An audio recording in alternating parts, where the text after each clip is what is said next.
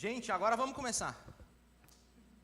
Agora sim, nos preparar para as próximas 2h30 a gente conseguir completar esse segundo temperamento. Eu prometi na semana passada conseguir um caldo, né? Eu prometi que era 2h40, a gente fez em 1h30. Hoje eu estou falando 2, porque é menor, né? O assunto é inferior. Mas hoje a gente vai falar um pouquinho sobre o temperamento colérico. Acho que uma coisa importante para a gente começar essa conversa sobre temperamentos é entender um pouquinho do que é a IEB. Né? A IEB ela é uma igreja bíblica. Se você for uma pessoa muito rígida nos princípios e valores da fé cristã, você vai notar que nós defendemos exatamente tudo que a Bíblia diz. Né? E eu tenho um privilégio e orgulho de poder falar isso. Mas, ao mesmo tempo, a gente se propõe a ser descomplicada no que se refere à fé.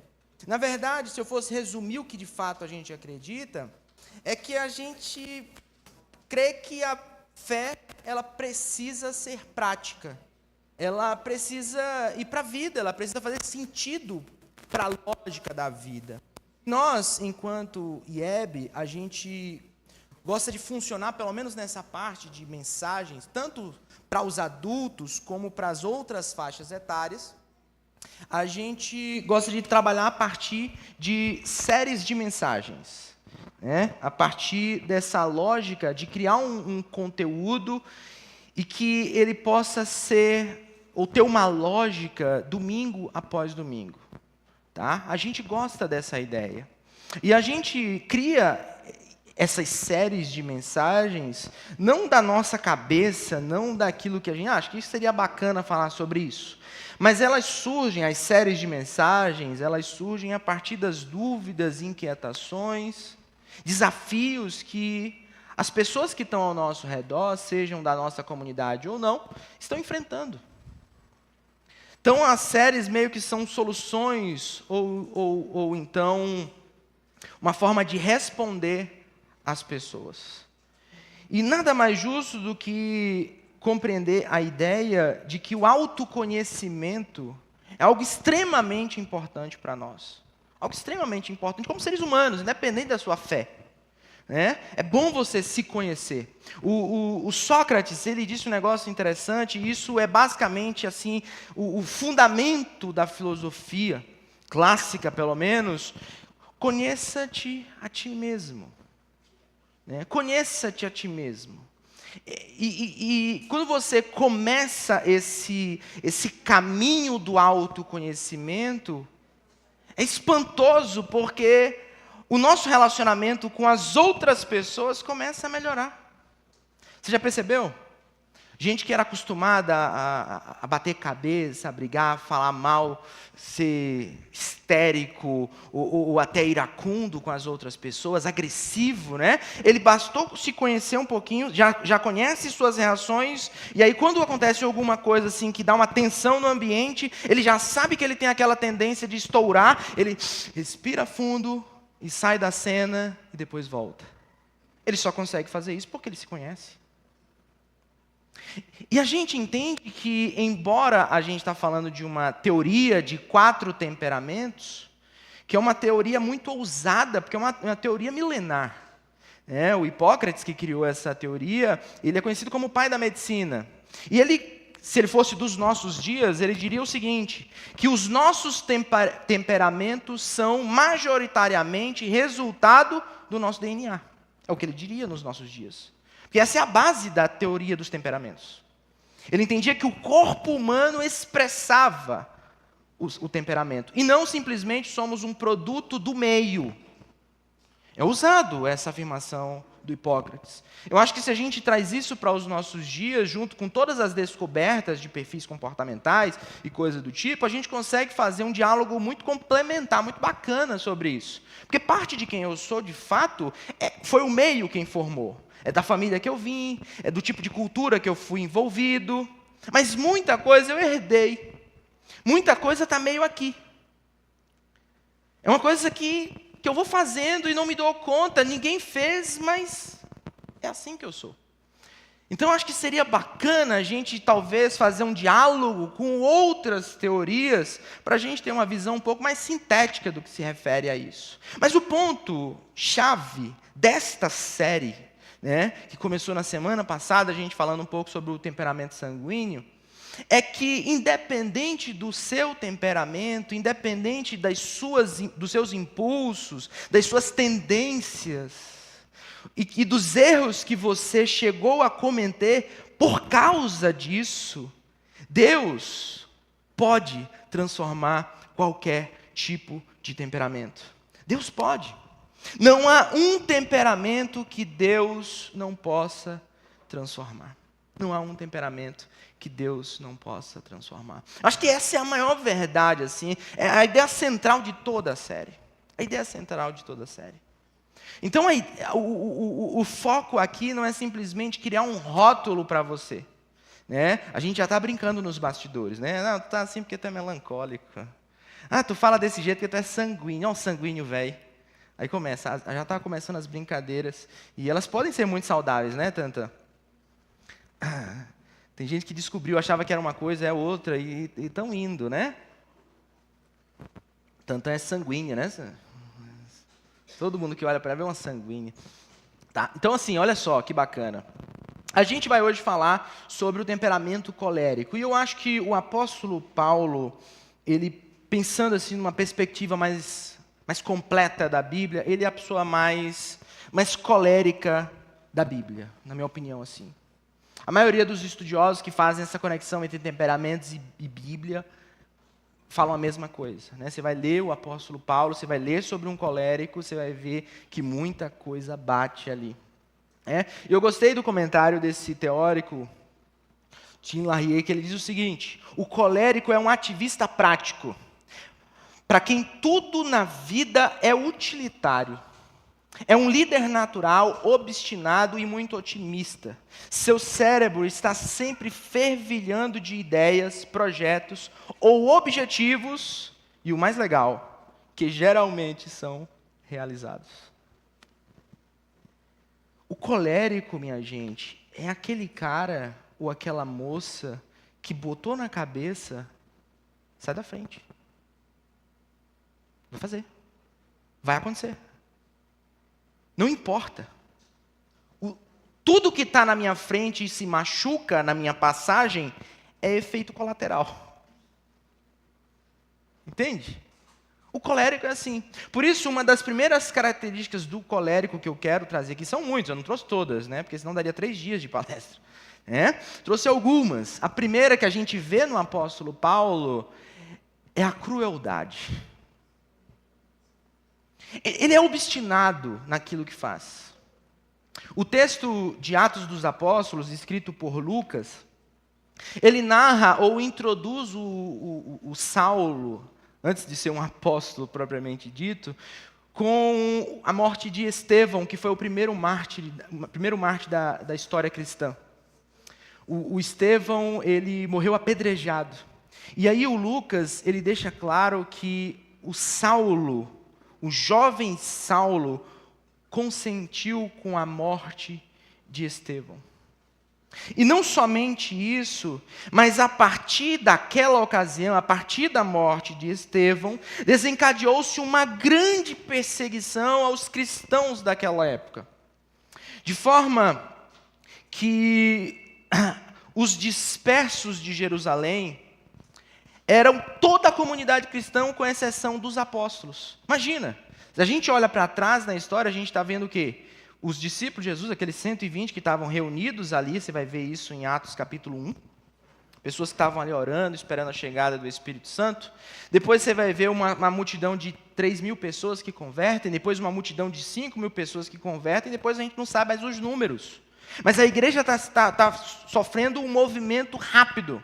O texto diz que a cada dia o Senhor ia acrescentando os que iam sendo salvos. Então era muita gente que ia sendo salva. Mas agora, com a morte de Estevão, desencadeou-se uma perseguição tal que só os apóstolos continuaram em Jerusalém. A galera começou a sair para outras regiões. Mas o autor bíblico, o Lucas, diz que com isto, eles iam pregando a palavra por onde quer que passassem.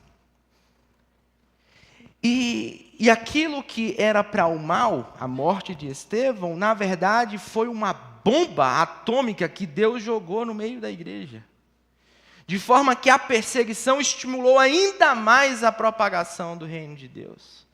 A mensagem de Jesus não foi reprimida com o martírio de Estevão. Avançou sobremaneira. Isso traz muita alegria para nós cristãos e leitores dessa história, mas trouxe muito peso, e por que não dizer ódio, para esse jovem chamado Saulo.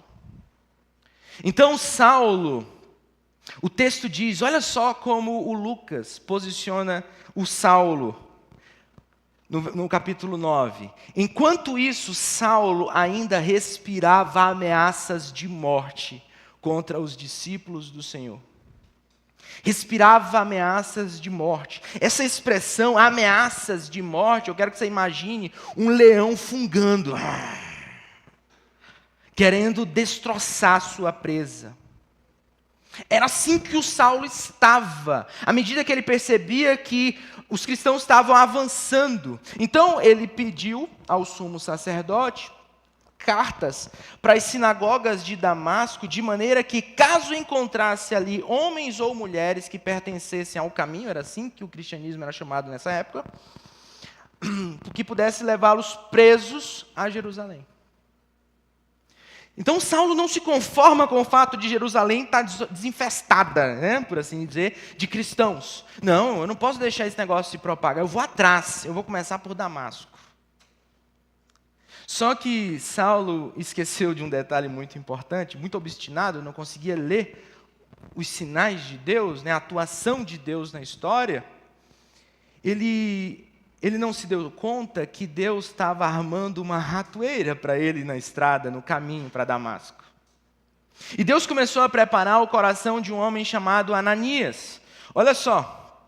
Em Damasco havia um discípulo chamado Ananias. E aí Deus chegou para ele numa determinada noite, chamou o nome dele, e aí Ananias responde, um discípulo de Jesus. Eis-me aqui, Senhor, respondeu ele. Ananias, é o seguinte, amigo, está vindo um cidadão, e eu quero que você ore por ele. Ele vai estar meio cego assim, você vai orar por ele, para ele voltar a enxergar, e você vai cuidar dele nesses primeiros dias. Mas como é o nome dessa pessoa abençoada pelo Senhor? O nome dele é Saulo. Deus, não fala isso, Senhor. Olha só a resposta.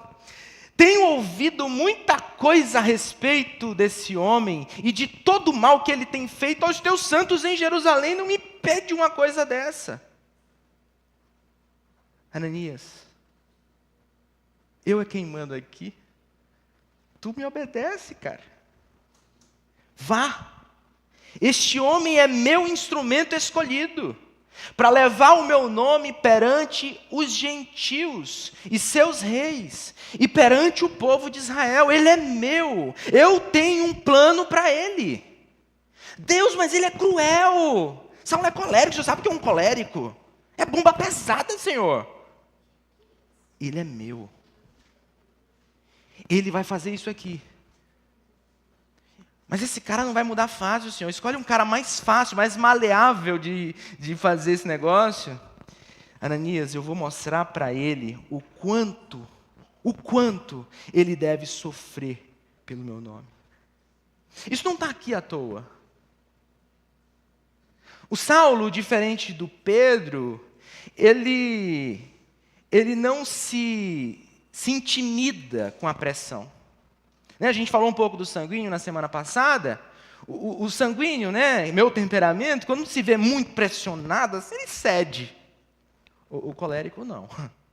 Quando você mais pressiona, mais ele vai. É que nem o Vegeta do Dragon Ball, né? Quanto mais você pressiona, mais ele segue, mais ele vai. Então, para o Saulo ter uma mudança verídica, autêntica, ele precisava passar por algumas coisas. Então, nesse sentido, eu posso dizer que Deus não desiste do colérico cruel, mesmo que tenha que se utilizar da disciplina. A palavra disciplina é muito útil para a gente entender o processo de transformação na vida do Paulo, ou Saulo? Você que escolhe. Porque a construção da palavra vem de uma palavra grega chamada paideia. Qual é a utilidade de saber essa palavra? Porque essa palavra forma o paidagogo, que a gente chama de pedagogo. A ideia da instrução pedagógica, né, digamos assim, é guiar aquela criança num determinado caminho. E se utilizava de vários meios para que essa criança permanecesse sendo formada e no caminho. Então a disciplina não é de todo ruim. A disciplina pode ser simplesmente uma instrução, né, um encorajamento, um direcionamento, mas às vezes rola, né, umas mini torturazinhas para o cara poder continuar no caminho. Porque é assim que quem é disciplinado lê a disciplina, tortura. Mas a verdade é que muitas pessoas têm muita facilidade de olhar um cenário, entender pela lógica e tomar boas decisões na vida. Mas existem outras, e eu diria que a maioria, precisam sofrer um pouquinho ou muito para então fazerem a coisa certa. Você conhece alguém assim? Que precisou quebrar a cara? Sofrer as consequências das suas más escolhas? Seu mau comportamento? E hoje é gente boa pra caramba. Mansinho, mansinho. Precisou de disciplina. Por isso, a melhor forma de aprender, isso eu aprendi com João, meu santo pai, né? Que você tem duas formas majoritárias de aprender. Uma é muito inteligente, a outra é muito burra, não tem meio termo. Ou você aprende olhando os outros errarem, fazendo a coisa certa, ou você aprende errando e sofrendo as consequências. Você que escolhe. Você quer ser o quê? Eu quero ser inteligente, pai. Aí eu fazia besteira no meio do caminho. Então, o apóstolo Paulo tinha que passar por um processo para poder ir sendo moldado à estatura de Jesus Cristo, para se parecer com Jesus Cristo. Porque esse é o ponto final de todos nós cristãos, pelo menos. Né? Se você não é cristão, eu não sei qual é o seu ponto final, mas nós cristãos, nós queremos nos tornar cada vez mais parecidos com Jesus. A meta é o quê? Ser como Jesus. Essa é a meta. O nosso padrão, o nosso alvo, assim, ó. Eu não sei você, mas eu acho bem difícil. E que às vezes no percurso a gente precisa de uma certa disciplina, seja de um amigo, seja da vida, mas aí isso vai instruindo e colocando a gente no caminho. Eu espero que você perca o mínimo possível e sofra o mínimo possível para chegar e se tornar cada vez mais parecido com Jesus. Mas eu sei que isso não é a realidade de todo mundo. Um outro ponto importante para a gente entender Paulo e Saulo, né, a gente fez um comparativo com o nome, na semana passada, com o nome de Simão e Pedro, né, porque Jesus muda o nome de Simão para Pedro. No caso do Saulo, não cabe isso. Ok? Eu achei que vale a pena a gente falar, porque Saulo é um nome comum, um nome hebraico, né? Possivelmente é uma tradução do hebraico para o grego de Saul, que foi o primeiro rei, um rei prestigiadíssimo em Israel. É o primeiro rei de Israel, conhecido como o rei segundo a vontade dos homens. Né? O tipo de rei, assim, tipo de líder que todo mundo se inspira, que todo mundo gosta, aquela coisa toda, e não deu certo no final. Então, Saul significa basicamente isso, desejado. Como Paulo era um cidadão romano, era possível que ele tivesse 3 nomes. Isso era um padrão romano. E um desses nomes era Paulo. Na verdade, Paulo, de fato, é um nome romano, ou pelo menos uma tradução do latim, né, a língua comum falada na época, para o grego. Paulo é Paulus, que significa literalmente pequeno. Pequeno. Eu não acho que a gente vai fazer uma brincadeira mística, né, a partir da mudança de nome, o Paulo se tornou melhor, não é isso. Mas a gente vê claramente que Paulo, sendo Paulo, se faz pequeno para que Deus seja grande a partir da vida dele. E eu sei que isso é muito difícil para um colérico. Se apequenar para qualquer coisa, para qualquer pessoa. Difícil. O colérico desafia a gravidade, desafia a ciência, desafia o óbvio. Eu tenho algumas características, algumas qualidades de uma pessoa colérica e que a gente vê também na vida do Paulo. É um líder nato, né? Pessoa dinâmica, né? Ele não mantém uma mesma frequência, ele está aqui, ó, todo vapor o tempo todo. Ele é uma pessoa totalmente decidida, você vai ver isso claramente hoje. Ele é uma pessoa resiliente, isso é importante, porque, diferente da maioria dos temperamentos, o colérico, ele responde à dor com mais trabalho. É assim que o colérico funciona. Ele é autossuficiente, isso é uma qualidade em muitos aspectos, e um defeito gigante em outros, mas eu coloquei como uma qualidade. Ele é autoconfiante, absolutamente. Ele pode tudo. Na cabeça dele, Deus no céu e eu na terra. Isso é bom em muitos aspectos. Porque não tem situação problemática que um colérico não se levante e diga, eu vou enfrentar isso aí. Pode ser que dê errado, mas eu vou pelo menos tentar, vou morrer tentando. Né? Um colérico é uma pessoa prática e, por fim, é muito dedicado em tudo que faz. Absolutamente dedicado em tudo que faz. Não que ele seja o mais inteligente da turma, mas enquanto os muitos param no meio do caminho, o colérico decididamente continua. Ele continua porque ele quer completar. O prazer dele é em completar a tarefa.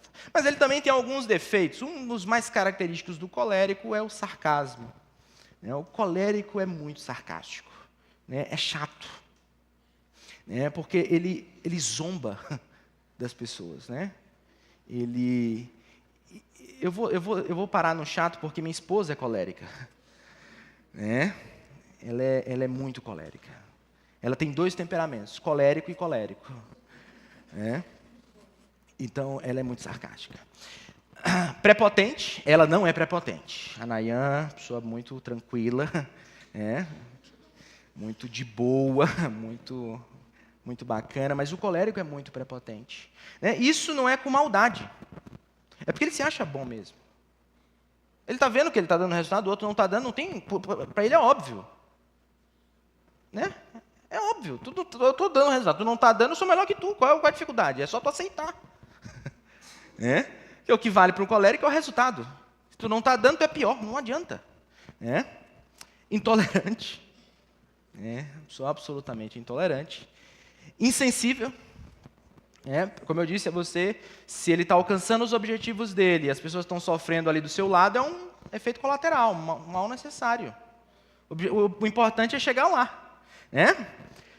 Impaciente. Iracundo. Talvez, se a gente fosse escolher uma emoção favorita do amigo colérico, seria a ira. O colérico é alguém irado. Então, assim, o cara tem que andar na linha com a Nayan, não, com o colérico. Não respeita a autoridade. Ela é insubmissa. O colérico é insubmisso. E pouco gentil. Absolutamente. Isso não faz parte do temperamento.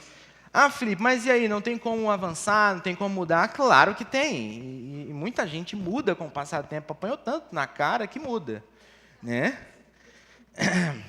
Alguns não, Vi?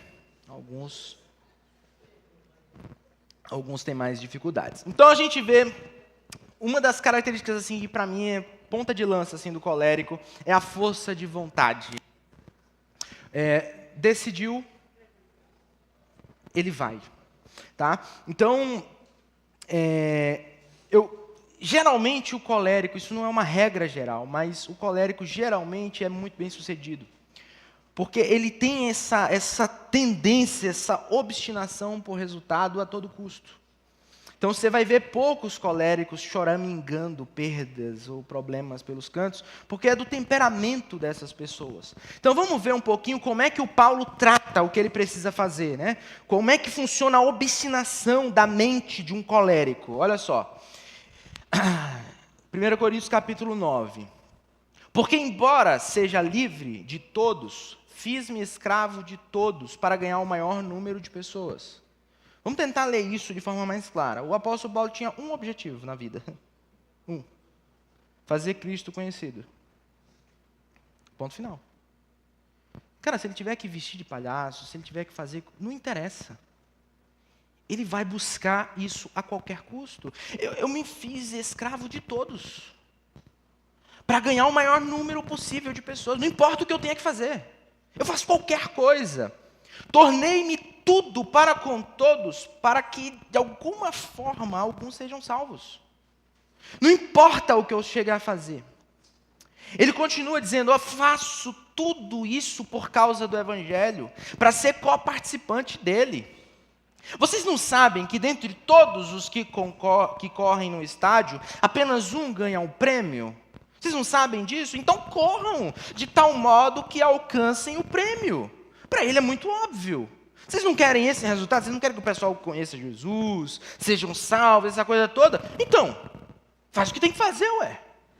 É porque para o colérico é muito óbvio isso. Se é isso que você quer o quê?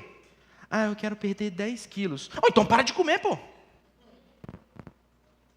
Para de comer, começa a atividade física. Não tem meio termo. Não tem... O que você quer? Ah, eu quero meu casamento melhor. Então melhor, comece por você. O colérico responde assim. É muito prático, é muito decidido. Você não quer isso? Então mata todas as outras áreas e faz isso, não é o que tu quer? É assim que o colérico funciona. A cabeça é assim, o foco é esse. Eu quero ganhar dinheiro, então eu vou ganhar dinheiro. Para o colérico é assim, eu vou ganhar dinheiro e acabou. Não interessa a família, as outras áreas da vida, não interessa, eu vou fazer isso aqui. Ó. Felipe, mas não interessa. Eu quero isso aqui. Ó. O resto não importa, o resto é secundário. Se der tempo, eu faço. Isso aqui é meu alvo. Então, o apóstolo Paulo é isso. Ele continua com essa lógica do esporte, que é muito útil para entender como o colérico funciona. Todos os que competem nos jogos se submetem a um treinamento rigoroso. Seja de dieta, seja do preparo físico, não é assim que funciona? Eles fazem para obter uma coroa que logo perece, mas nós o fazemos para ganhar uma coroa que dura para sempre. E olha só o que ele diz.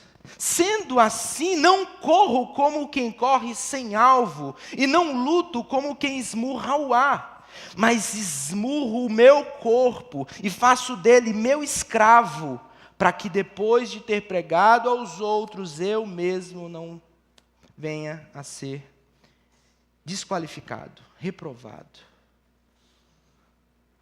O colérico é irritantemente persistente. Irritantemente persistente. Essa é uma tendência natural deste temperamento. Olha só o que o Paulo diz numa outra ocasião.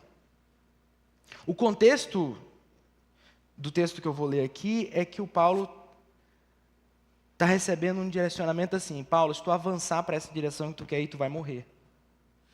E aí, olha a resposta dele: todavia não me importo, nem considero a minha vida de valor algum para mim mesmo, se tão somente puder terminar a corrida e completar o ministério que o Senhor Jesus me confiou, de testemunhar do evangelho da graça de Deus. Esse é o colérico. Interessa. Tu vai morrer, Paulo. Azar. Eu vou fazer o que eu tenho para fazer. Paulo, mas vai ser perigoso. Problema. Eu vou fazer o que tem para fazer. Paulo, mas é muito cedo que tem que levantar. Não interessa, eu vou atingir meu objetivo. Paulo, mas é desconfortável aquele cenário.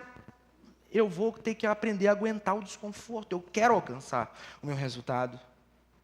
E aí, às vezes, a gente relacionando com o colérico é difícil. Porque um sanguíneo está sempre chamando para um cafezinho, né? Vamos dar uma parada. Vamos tirar uma onda, conversar um pouco, né? Sorrir, brincar. O colérico, 3 minutos. E está com o cronômetro aqui, ó. Deu 3 minutos, ele riu o suficiente e volta para o trabalho. É assim que funciona.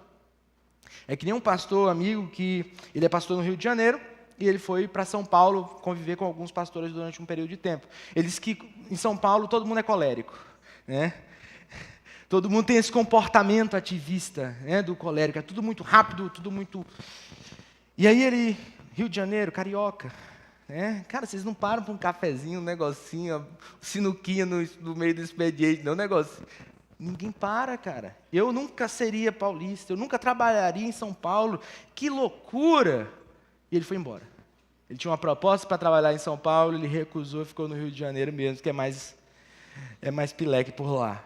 Então, assim, essa é a ideia do colérico. Mas uma outra característica, além disso, né, desse ímpeto forte, essa vontade forte do colérico, ele é teimoso.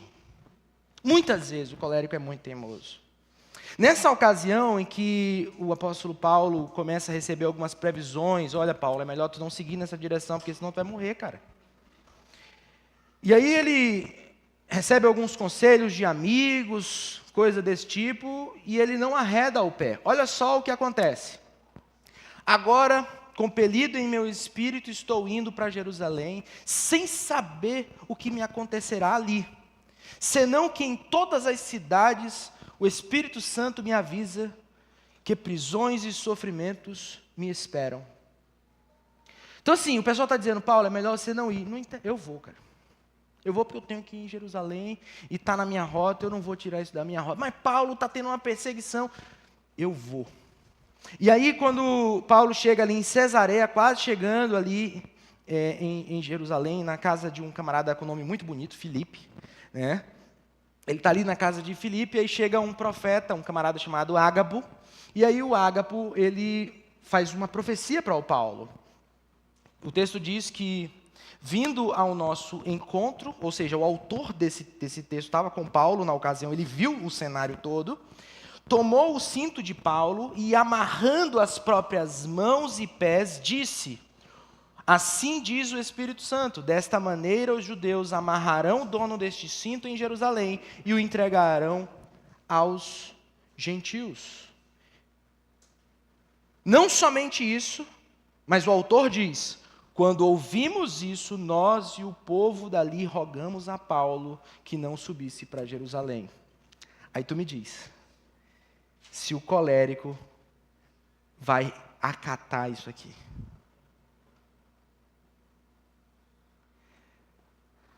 Então Paulo respondeu: por que vocês estão chorando e partindo meu coração? Eu estou pronto, pô. Não apenas para ser amarrado, viu, Ágabo? Mas também para morrer em Jerusalém pelo nome do Senhor Jesus. Eu estou pronto, cara. Eu não já disse que vou a Jerusalém? Vou e acabou. Eu não tenho medo desse pessoal, não. A morte não é o fim do trecho, não. Se for para morrer, eu morro. É assim que o Paulo pensa, porque é assim que o colérico pensa. E aí o autor bíblico disse: como não pudemos dissuadi-lo, desistimos e dissemos, seja feita a vontade do Senhor. Troncho. Ai, ai. A verdade é que ou todos os discípulos e profetas estavam errados, ou Paulo estava errado. Não é verdade? Teimoso. Os coléricos são teimosos e têm uma vontade de ferro. Teimosos. Quando Paulo ele vai narrar para um rei sobre a sua conversão, como é que é a fé que ele professa, no meio ele dá um detalhe da sua conversão, né, no caminho para Damasco, que Lucas não deixa registrado lá no capítulo 9. Mas a gente vê isso da boca do Paulo, Lucas escrevendo agora no capítulo 26. E tem um detalhe importante para a gente entender o tipo de teimosia do Paulo. Ele está explicando: eu estava indo para Damasco, veio uma luz forte, todos caímos por terra. Então ouvi uma voz que me dizia em aramaico: Saulo, Saulo, por que você está me perseguindo? Resistir ao aguilhão só lhe trará dor. E aqui é uma coisa interessante para a gente pensar no que isso aqui significa, só para você ter uma noção. Então pensa nos carros de boi desse período da história. Né? Geralmente eram mais de uma junta de bois, né, que faziam o arado da terra, ou até carregar um carro maior. Né? O boi caminha lento, mas é constante. E os bois têm tamanhos diferentes, né? Então, eram colocados aquelas cangas, né, que é chamado de jugo também, né, sobre os bois, né, sobre os bichos, e eles vão puxando. E aí, o boi é um bicho espertinho, né? Que, às vezes, no caminho ali, eles acham um movimento assim, que ele não carrega tanto peso. E aí ele está mais de boa, ele continua caminhando, mas sem carregar o peso. Só que esse peso não distribuído em cima desse boi vai atrapalhar um outro boi. E aí um outro boi vai ficar muito cansado. Se estiver bem equilibrado, os bois vão de boa. Quase não é peso para eles. E aí o cara que está conduzindo aquele carro, ele se utiliza de uma ferramenta chamada aguilhão, que dá uma lapadinha no boi, e aí o boi dá uma animada, e rapidamente, como se ele entendesse tudo, ele volta e segura o peso da canga, o peso do jugo direitinho. Entende? Então, meio que Jesus está chamando o Paulo aqui de boi brabo, boi que não corresponde ao aguilhão, um boi que resiste ao aguilhão. Você está dando a chicotadinha e o boi continua no mesmo ímpeto, na mesma direção. Então, o texto narrado aqui, nesse momento da história, está dizendo que o Paulo, ele, como um boi brabo, estava resistindo o direcionamento de Jesus. Sabe o que isso significa? Que muito provavelmente o Saulo, que era um estudioso da palavra de Deus, vendo a história de Jesus, ele já poderia ter concebido a possibilidade de Jesus ser o Messias, mas ele resistia a essa possibilidade, como um boi que resiste ao aguilhão. Resiste.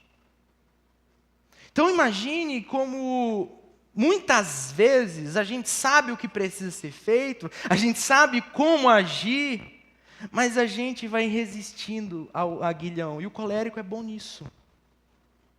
Porque ele aguenta a pressão. Eu vou aguentar hoje. E ele continua caminhando.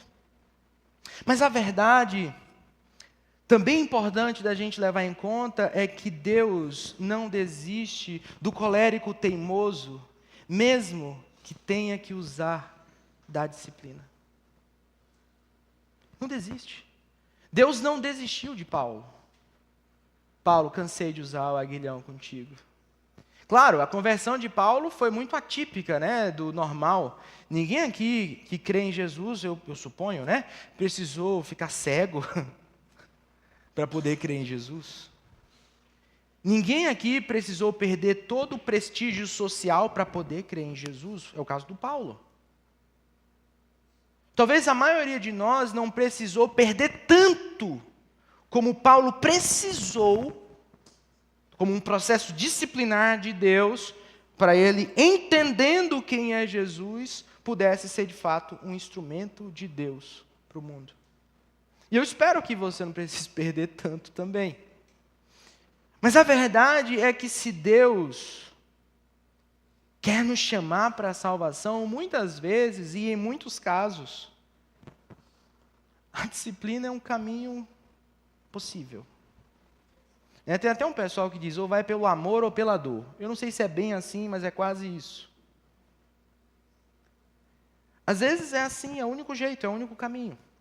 Mas além de teimoso, o colérico, e o Paulo mostra isso, ele é muito prático. É muito prático. Na verdade, quando você vai ler as cartas de Paulo, você vai ver 13 cartas de Paulo a diferentes pessoas e igrejas na Bíblia.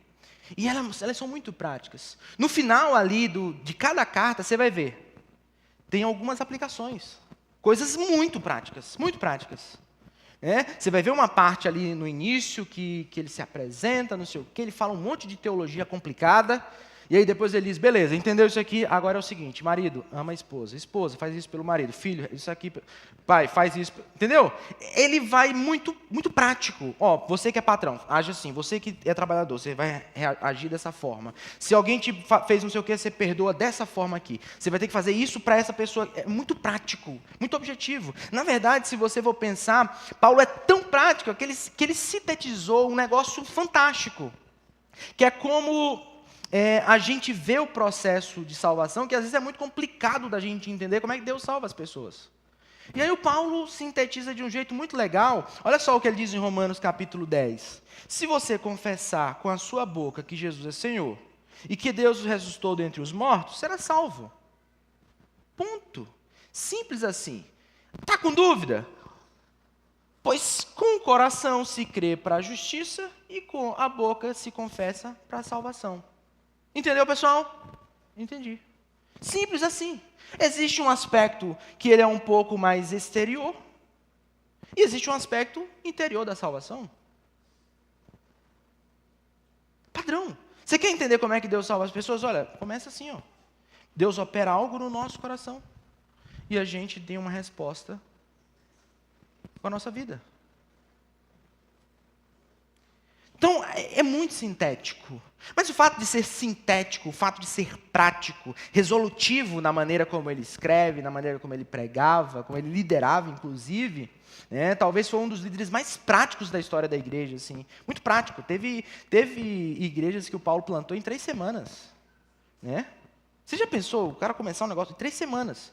Pregou ali para o pessoal, entenderam que Jesus é o Messias? Entendi, Paulo. Beleza, é o seguinte, fulano, tu vai continuar aqui o trabalho, eu estou indo para a próxima cidade, viu? Deus abençoe. A gente precisa de um processo, escrever um projeto, não sei o quê. Paulo é 3 semanas, pô. Depois eu mando umas cartas, uns negócios para vocês se nortearem melhor, mas eu estou indo. Porque eu quero volume, eu quero resultado. Né? Mas ser prático não significa que ele fale pouco. Né? Você vai ler algumas cartas de Paulo, por exemplo, Romanos, cara, muita coisa. Na verdade, os coléricos, eles têm essa tendência de serem comunicadores compulsivos. Né? Essa é uma tendência do colérico. Oi? Que isso, né, B? Falantes. Eles não são extrovertidos como os sanguíneos, né? Mas eles falam muito. Então, olha só esse exemplo da história de Paulo, para você ter uma noção. No primeiro dia da semana, essa história é muito legal, reunimos-nos para partir o pão e Paulo falou ao povo. Então, era um domingo, como esse, Paulo estava de passagem ali, e olha só o resto da história. Pretendendo partir no seguinte, ele tinha um alvo, ele tinha um objetivo, ele tinha que viajar no outro dia, continuou falando até a meia-noite. Gente, eu tenho que ir embora, eu vim aqui, eu só tenho até amanhã eu tenho que pegar a estrada, então eu vou falar tudo, né? Porque se fosse mais ou menos na nossa época, por que Paulo ia fazer, né? Para ser mais inteligente. Eu vou fazer uma série de mensagens, eu quero falar sobre temperamentos com o pessoal, então eu vou fazer cada domingo um temperamento e vai dar tudo certo. O Paulo não, eu vou embora amanhã, então eu vou falar sobre os 4 temperamentos agora, e o pessoal vai ter que acompanhar, porque é importante, gente. Todo mundo tem que aprender sobre temperamento. Então, bora lá. Ficou cansado, toma café, joga água na cara, mas vamos continuar. Aí teve um rapazinho chamado Eutico, que estava sentado numa janela, e aí adormeceu profundamente durante o longo discurso de Paulo. De forma que, vencido pelo sono, caiu do 3º andar. Quando o levantaram, estava morto. Paulo matou com a pregação dele, pô. Pregava tanto que matou o cara. Entende a parada? Ele tinha que terminar, pô. E assim, ó, num passe de mágica. O cara caiu no chão, morreu, o pessoal já começou a ficar disperso. Disperso não, vamos lá. Ressuscitou o cara. Olha aí. Se inclinou sobre o rapaz e o abraçou, dizendo, não fiquem alarmados, ele está vivo, vamos voltar para o negócio. Vamos voltar aqui para... amanhã eu viajo. Tem que concluir o que eu tenho aqui a dizer. E aí subiu novamente, partiu o pão, comeu e depois continuou a falar até amanhecer. E então foi embora. Impossível, meu velho, mas tem que terminar. Amanhã eu tenho que ir embora. Amanhã eu tenho que ir embora. Mas o Paulo, além de ser assim, ele também é um cara muito intolerante. E a gente vê isso muito claro num determinado momento ali do ministério dele. É uma história curta, mas ela dá para demonstrar bem essa intolerância nativa do colérico. De Pafos, Paulo e seus companheiros navegaram para Perge, na Panfilha, e João, que era primo do companheiro de Paulo, que tinha começado ali as viagens com ele, um camarada chamado José, cognominado Barnabé, que era primo desse cara aqui, primo de Marcos, João Marcos. Esse João é o João Marcos, é o Marcos da Bíblia que você tem. Ele é o cara que escreveu esse evangelho. E aí, quando chegou nessa região, João Marcos os deixou ali e voltou para Jerusalém. Beleza, tudo bem. O colérico, uma pessoa pragmática, foi embora, então tem menos um, é menos uma boca para comer, é menos um para se preocupar, e a gente vai continuar caminhando. Tudo bem, pessoal? Tudo bem, continuaram, fizeram um excelente trabalho, o tempo passou, e começou a ter um problema em Jerusalém, eles tiveram que voltar para Jerusalém para resolver um problema até doutrinário, eu não vou me ater muito a isso, mas depois que eles têm aquele momento ali de reunião, asseguraram ali uns bons resultados, vamos voltar? Vamos visitar as outras igrejas? Olha só o que Lucas fala. Algum tempo depois, Paulo disse a Barnabé, primo de João Marcos, voltemos para visitar os irmãos em todas as cidades onde pregaram a palavra do Senhor, para ver como estão indo. Aí o Barnabé, né? Ô Paulo, é bom até tu ter lembrado desse fato da gente ter que voltar, porque assim, lembra do meu primo, João Marcos? Sim, o desertor? Sim, eu queria levar ele também, rapaz. Eu acho que ele está mais amadurecido, está um cara diferente, já tem um tempo, né? Está falando de João Marcos, o desertor, o que deixou a gente e voltou para Jerusalém? É, Paulo, eu estou falando dele mesmo. Olha, eu não acho prudente levá-lo, pois ele nos abandonou, lá na Panfilha. E não permanecera com a gente no trabalho. Eu não gosto de andar com esse pessoal. Cara que a gente não pode confiar, pô. Não, a gente tem uma missão, Barnabé. Deixa esse negócio de seus parentes para lá, cara. Não, mas ele é meu primo. Que negócio de primo, Barnabé? Não tem primo. A gente tem uma missão, cara. Eu vou deixar um cara desse do meu lado? O negócio aperta, esse cara vai me entregar, pô. Não, eu não vou deixar. O ponto é que tiveram um desentendimento tão sério que se separaram. Paulo não arredou. Não arredou. Ele é completamente intolerante com aquelas pessoas que não conseguem, que não avançam. Completamente intolerante com aquelas pessoas que erram. Errou, tu não vale mais. Tu errou, errei. Pronto, tu não serve. Tu é o cara que erra, pô. O colérico estigmatiza as pessoas. Tu não serve mais. Tu errou. Mas Barnabé, levando consigo Marcos, navegou para Chipre. Daí Paulo escolheu Silas e partiu encomendado pelos irmãos à graça do Senhor. Há muita controvérsia até que ponto Paulo e Barnabé, qual dos dois aí está mais certo, como é que funciona. E talvez se você é um pouco mais emotivo, né, você vai dizer, não, Paulo foi insensível. Né? Se você gosta de muito resultado, você vai dizer, não, é óbvio, né? Barnabé estava querendo fazer negócio com o primo dele, pô. Querendo botar o primo dele no negócio, ignorou todo o cenário de perseguição, o problema que aquilo poderia gerar. Não, eu estou com Paulo. E aí a gente ia ficar nessa divisão, mas eu quero sugerir uma perspectiva diferente para os dois fatos. Né?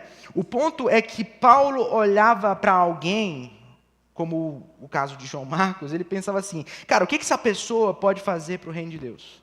É assim que é o olhar de Paulo. O que essa pessoa consegue fazer para o reino de Deus? Se consegue fazer pouco, tu já fica aí, amigo. Comigo é só quem pode fazer. O Barnabé tem um olhar um pouco mais pastoral. Ele pensa assim, ó, o que o reino de Deus pode fazer por essa pessoa? Entende? São dois olhares distintos, mas não excludentes, são complementares.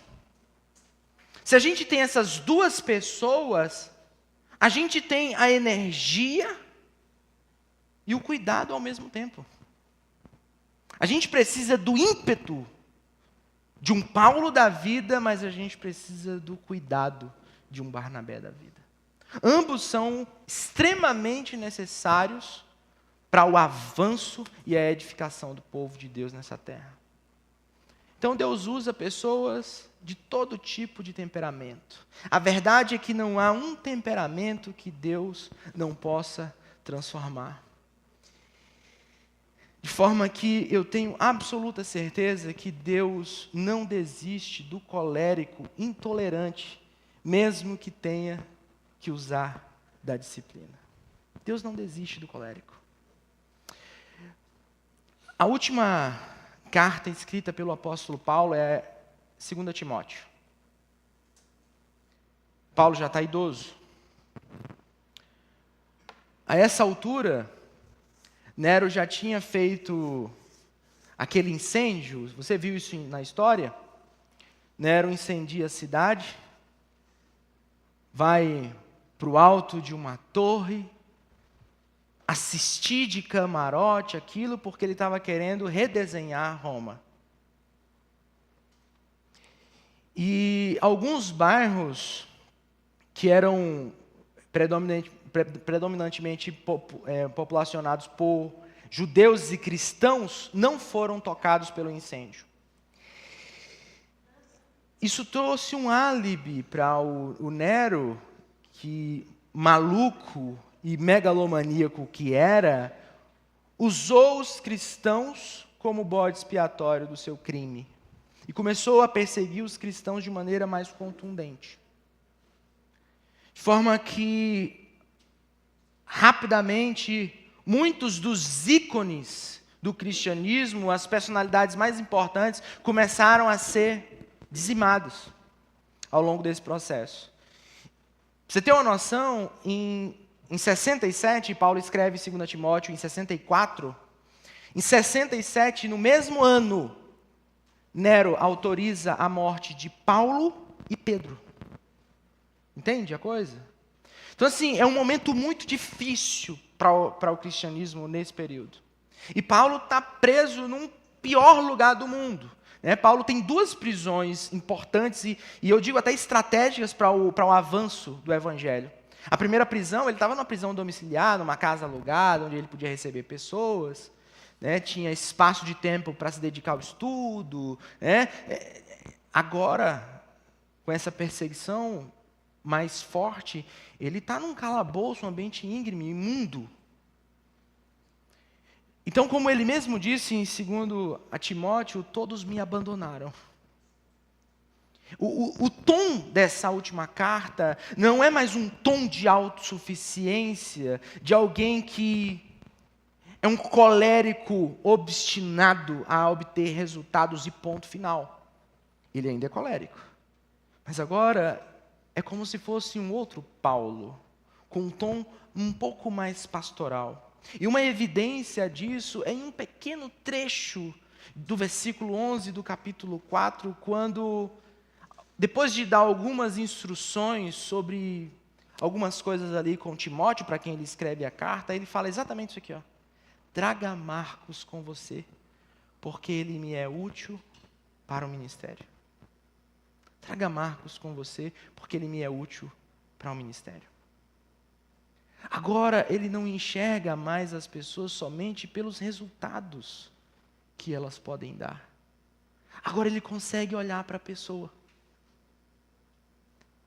É um outro Paulo. É uma outra abordagem. É um outro jeito de ser. Mas quanto tempo não se passaram? É um processo difícil. Mas a verdade é que Deus não desiste do colérico intolerante, mesmo que tenha que usar a disciplina. Gente, não há um temperamento que Deus não possa transformar. O processo, a forma de lidar com cada um de nós, na singularidade do nosso temperamento, talvez seja diferente. Algumas pessoas são mais maleáveis, flexíveis, outras não. E tudo bem. Porque na presença de Deus, na companhia de Deus ao longo da nossa vida, Ele vai moldando, Ele vai tocando em áreas, e às vezes vem uns aguilhõezinhos assim, para a gente dar uma despertada. Acontece. O processo vem. Mas a verdade é que se a gente está com Deus, não importa qual é o nosso temperamento, não existe um temperamento que Deus não possa transformar. Não existe. E eu quero encerrar esse momento pensando em 3 perguntas. E a primeira delas, você tem que pensar aí, com muita sinceridade. Você vai começar a responder ela agora, mas você vai terminar de responder ela no pequeno grupo, ok? Porque assim, eu não sei se você sabe disso, mas a IEB, ela é planejada para essa palestra aqui, que talvez se você é uma pessoa, um cristão mais assim, conservador, chame pregação, sermão, né? Para os demais menos conservadores, essa palestra aqui, ela se conclui no pequeno grupo. Nós desenhamos esse ambiente aqui para ele culminar no pequeno grupo. Então a primeira pergunta do roteiro, que você inclusive recebeu aí, já é essa primeira pergunta, sobre projetos.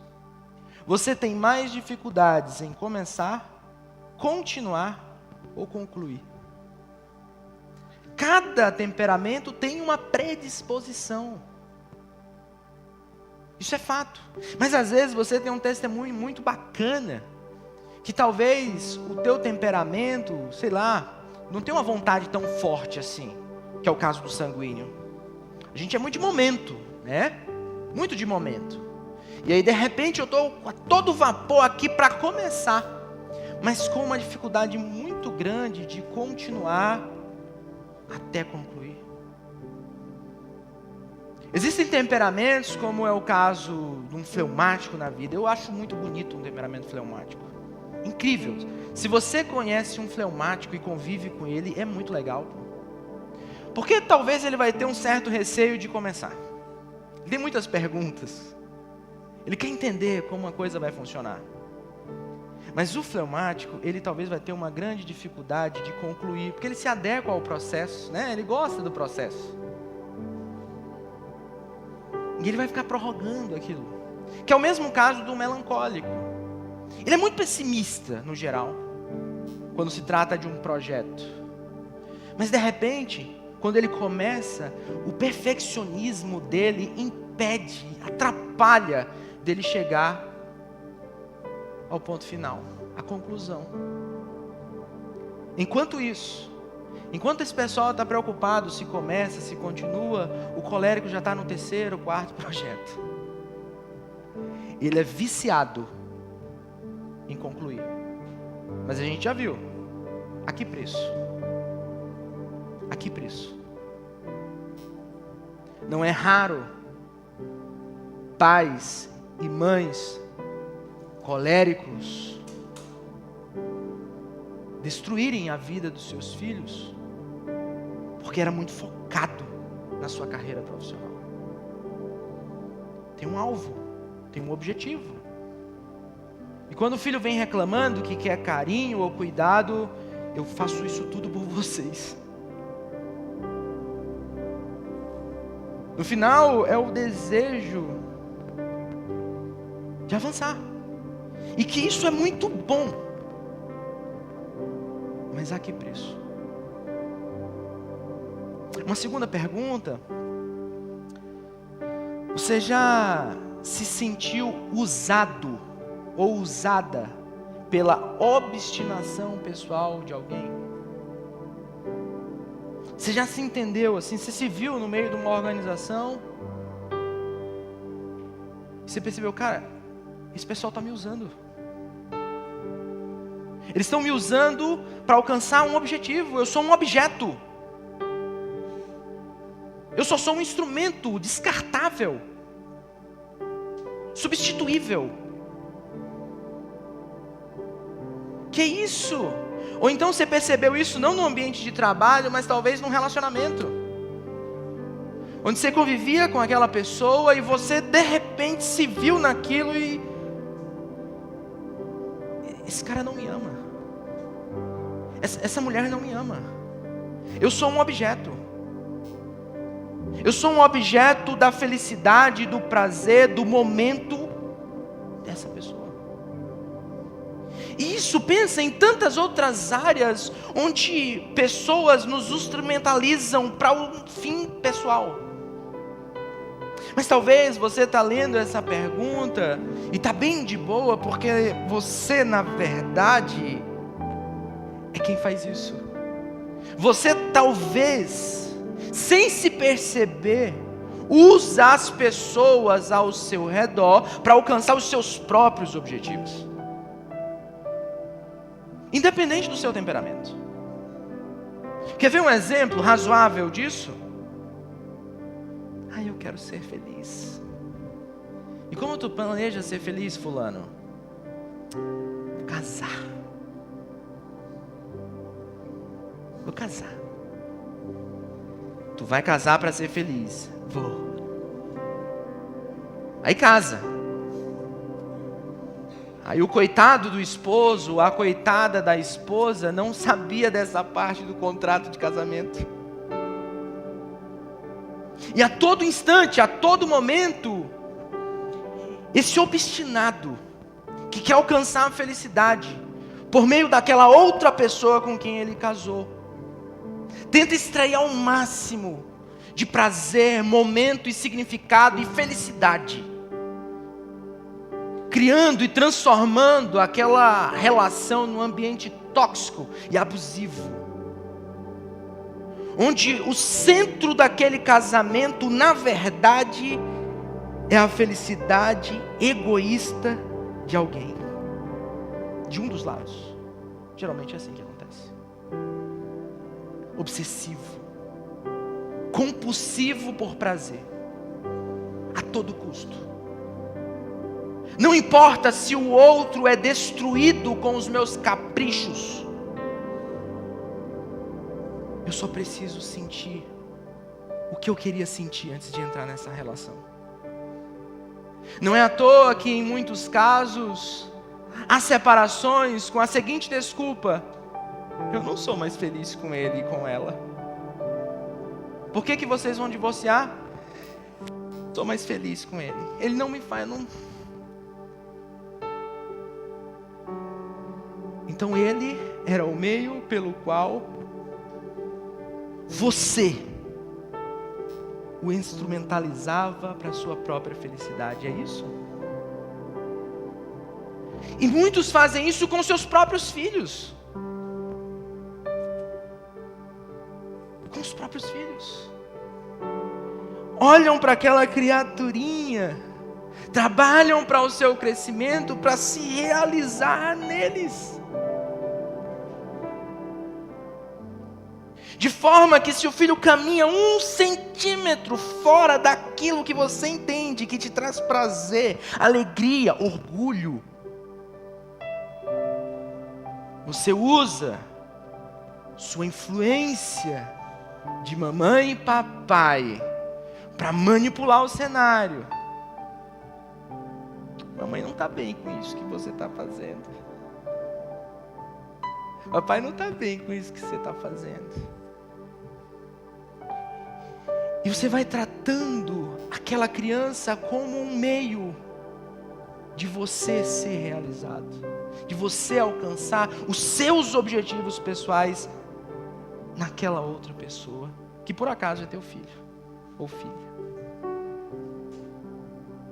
A gente não se dá conta que muitas vezes nós usamos pessoas para ter experiências, coisas, momentos.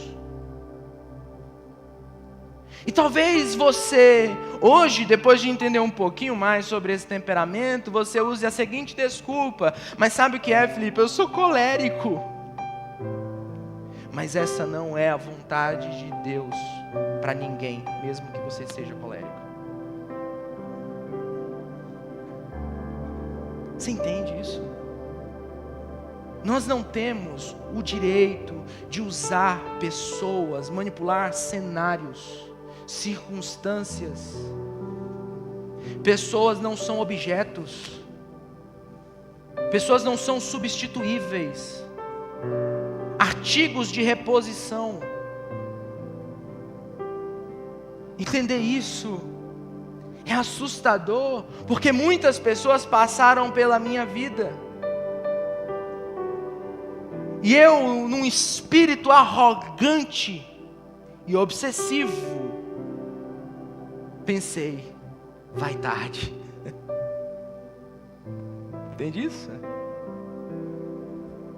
Não inflói nem contribui. Vá com Deus. Ou sem Deus, aí é contigo. Vá, meu filho, não ajuda em nada mesmo. Aqui só encostado.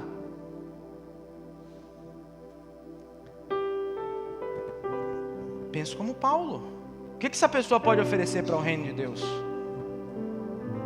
Mas graças a Deus pelos Barnabés da vida, que olham para essas mesmas pessoas e pensam: o que o reino de Deus pode fazer por elas? O que o reino de Deus pode fazer por elas?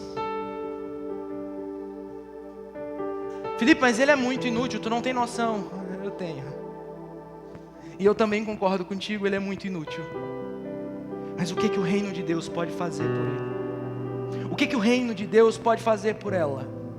Você entende isso? Felipe, mas o que ele fez não tem... Certo, mas o que o reino de Deus pode fazer por ele e por ela? Mas às vezes fica difícil você entender isso, porque você não conseguiu entender a terceira pergunta. E aí fica difícil mesmo. Porque a terceira pergunta, ela se resume mais ou menos assim: sobre a síntese de Paulo do Evangelho.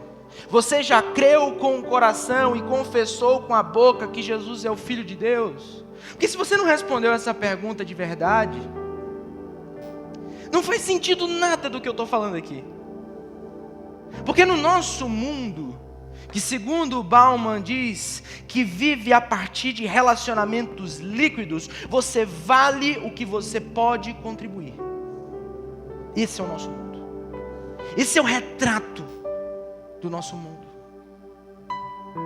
Quer ver um exemplo? Poxa, fulano tem 5 seguidores, eu não vou seguir ele. Eu não vou repostar a foto dele, tem 3 seguidores. 3! Não tem parente não, para seguir por misericórdia. Tu é o quê? Blogueiro. Quantos seguidores tu tem? 50. Tu não é blogueiro, pô. Tu não é blogueiro. Tu é um fanfarrão. Eu não vou te seguir. Você entende isso? Esse é o nosso mundo. Mas o reino de Deus existe para ser uma contracultura deste mundo. E talvez você vai ter que passar muita coisa. Como foi o caso do apóstolo Paulo. Para então, no momento certo, talvez no fim da vida, depois de ter apanhado muito, sofrido muito, você olha para alguns inúteis que passaram pela sua trajetória e você diga assim: traga-me aquele inútil, aquela inútil, porque ele, ela me é útil para a minha vida, para o meu ministério. Só o reino de Deus faz isso. Esse tipo de acolhimento, só o reino de Deus que faz.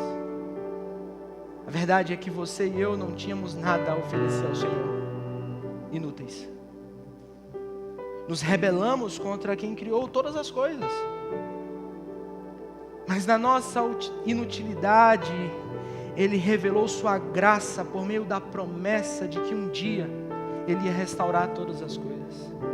E no tempo certo, nasce Jesus, o Cristo, sobre o pior cenário que a ótica humana da sua época e da nossa poderia contemplar. Homem de dores, homem de lágrimas, mas que obedeceu ao Pai em todas as coisas. Como nós, porém sem pecado. De forma que Ele caminha rumo ao martírio, rumo à morte.